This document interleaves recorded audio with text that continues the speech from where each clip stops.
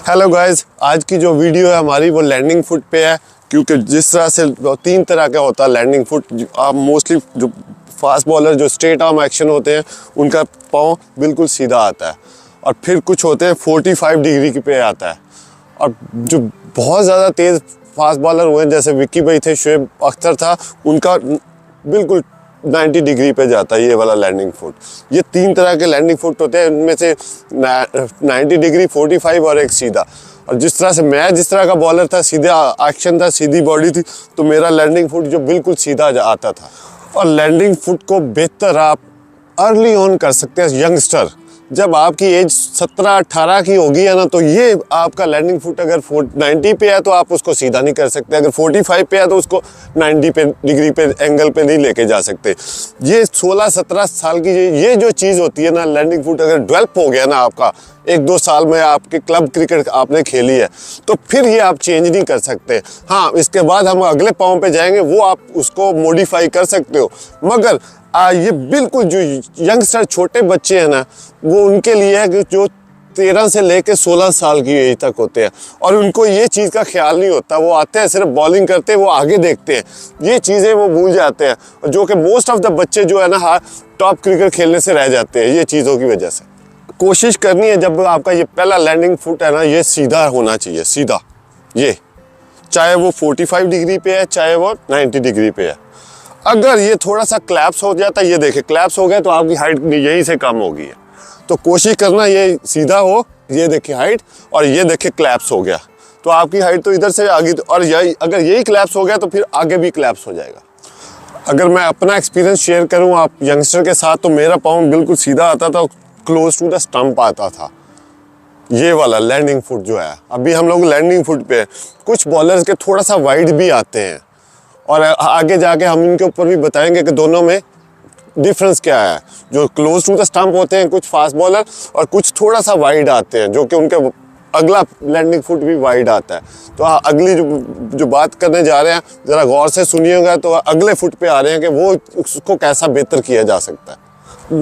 अभी हम अगले स्टेप पे चले गए हैं। अब अगले स्टेप पे आप तीनों निशान देख रहे हो डिफरेंट। एक यहाँ कुछ fast bowler wide of the crease करते हैं, ठीक है, कुछ फास्ट बॉलर दरमियान से करते हैं, और कुछ fast bowler close to the stump आते हैं, ठीक है, और उनका जो हाथ आ रहा होता है ना, वो अंपायर के बिल्कुल सर के करीब से आ रहा होता है।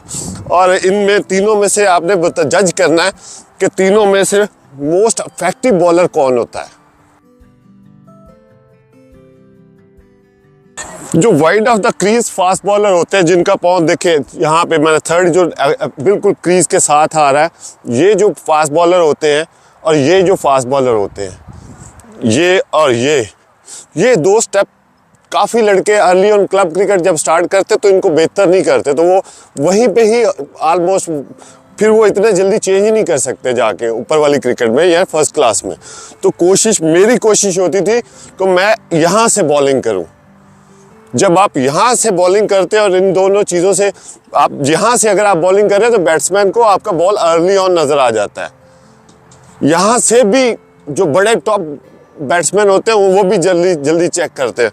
जो मोस्ट डिफ़िकल्ट पोजीशन है बैट्समैन को लेटर ऑन बॉल नज़र आए, तो वो ये है, क्लोज टू द स्टंप।